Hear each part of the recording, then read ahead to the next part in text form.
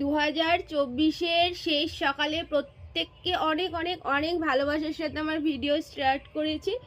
তো তোমাদেরকে বলতে চাই 2024-এ যার কাছে যা যা ভুল করেছি, তো তোমরা আমার কাছে সরি বলো, আমি তোমাদের প্রত্যেককে ক্ষমা করে দেবো, ঠিক আছে?